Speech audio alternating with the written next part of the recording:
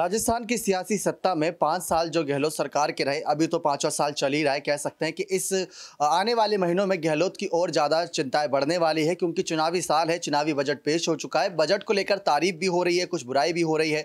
उनके द्वारा पढ़ा गया पुराना भाषण को लेकर भी चर्चाएं हो रही हैं। लेकिन चर्चाओं के बाजार में आ चुका है सचिन पायलट का इस्तीफा सबकी नज़र में। सचिन पायलट ने कुछ बड़े पद से इस्तीफा दिया था, जो कि लोकसभा चुनाव के बाद हमने अपनी पिछली रिपोर्ट में आपको जानकारी दी थी कि लोकसभा चुनाव को करीब यहाँ पर 3 महीने पहले ही पायलट को प्रदेश अध्यक्ष बनाया गया था। प्रदेश अध्यक्ष के नाते लोकसभा चुनाव में पायलट एक भी सीट नहीं निकाल पाए थे कांग्रेस पार्टी के लिए राजस्थान की सत्ता में। तो उन्होंने अपनी जिम्मेदारी निभाते हुए इस पद से इस्तीफा दे दिया था, लेकिन सोनिया गांधी ने उस इस्तीफे को स्वीकार नहीं किया, ऐसी जानकारी सामने आई थी। उसके बाद हमने देखा 2018 में जब गहलोत को सीएम बनाया गया, उनके खिलाफ विद्रोह हो रहा था। 2020 में तो बगावत पर उतर आए थे नेता, तो गहलोत ने भी इस्तीफा दे दिया था। जी हाँ, इस बात को लेकर आचार्य प्रमोद कृष्णम ने साफ कहा था कि गहलोत ने भी अपना इस्तीफा हम सब के सामने कहीं ना कहीं रजामंदी से सोनिया गांधी को भेज दिया था, लेकिन सोनिया गांधी ने उस पर कोई फैसला नहीं लिया था। और अगर देखा जाए तो कहीं ना कहीं राजस्थान की सियासी सत्ता में पायलट और गहलोत की लड़ाई की सबसे बड़ी जड़ जो है वो सोनिया गांधी के समय से ही शुरुआत हुई।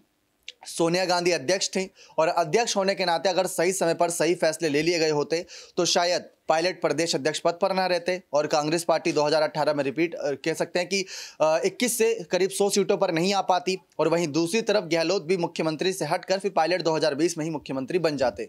लेकिन सोनिया ने सही समय पर सही फैसले नहीं लिए। मजबूर वो भी थी क्योंकि उनको जरूरत पायलट की भी थी और गहलोत की भी। पायलट जिस तरीके से युवा जोश दिखाते हुए यहाँ पर होश से काम लेते हैं और अपने साथ नेताओं को साथ जोड़ने में कतराते नहीं और नए चेहरों को मौका देने में तो बिल्कुल नहीं कतराते।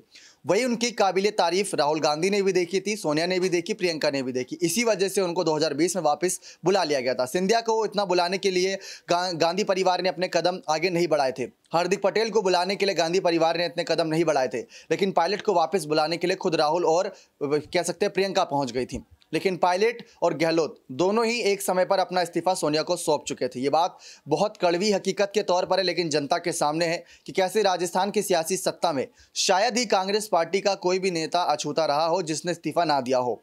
81 विधायकों ने अभी इस्तीफा दिया और 2020 में पायलट के 19 विधायकों के इस्तीफे को लेकर खबरें थी। पायलट ने 2014 में इस्तीफा दे दिया था, गहलोत ने 2020 में इस्तीफा दे दिया था। तो ये इस्तीफा कांड राजस्थान की सत्ता में लगातार चलता आ रहा है और इसी वजह से कांग्रेस पार्टी मुसीबत में भी नजर आ रही है इस बार चुनाव में। गुजरात चुनाव के दौरान हार्दिक पटेल ने भी साफ पायलट और गहलोत की लड़ाई पर यह बात रखी थी कि अगर ऐसे ही चलता रहा तो इनकी सरकार 20 सीटों पर सिमट जाएगी। साथ ही साथ तमाम बड़े दिग्गज नेताओं ने भी ये बात रखी है कि अगर पायलट गहलोत की लड़ाई ऐसी ही चलती रही तो ये कांग्रेस पार्टी दोबारा नहीं आ पाएगी सत्ता में। किसी एक चेहरे के दम पर अगर आगे बढ़ेंगे और उस एक चेहरे की बात हर कोई मानेगा तो शायद वापस आ भी जाए। लेकिन बजट के दरमियान इस बार गहलोत ने अपना ही रिकॉर्ड तोड़ा। सबसे लंबे समय तक, सबसे देर समय तक कह सकते हैं बजट उन्होंने पेश किया। 3 घंटे से ज़्यादा वक्त तक वो बजट पढ़ते गए। उसमें हर वर्ग के लिए कोई ना कोई बड़ी बातें थी, महिलाओं से लेकर किसानों तक हर किसी के लेकर कुछ ना कुछ था। तो ये सचमुच चुनावी बजट था जिसमें 500 रुपये गैस सिलेंडर और साथ ही साथ भर्ती परीक्षाओं के लिए फ्री में निःशुल्क यहाँ पर फॉर्म अप्लाई करना, सारी चीज़ें सामने आती हैं। तो इस तरीके से गहलोत और पायलट का इस्तीफा सोनिया ने स्वीकार तो नहीं किया था, लेकिन उनके पास मौजूद जरूरत था। अब देखते हैं कैसे आगे आने वाले वक्त में इस चुनावी साल में किसके चेहरे पर चुनाव लड़ा जाता है और अगर लड़ा जाता है तो क्या वो चुनाव जिता पाता है या नहीं, ये देखना बेहद दिलचस्प रहेगा। बने रहे चैनल के साथ। ऐसी और तमाम जानकारियों के लिए बहुत बहुत धन्यवाद।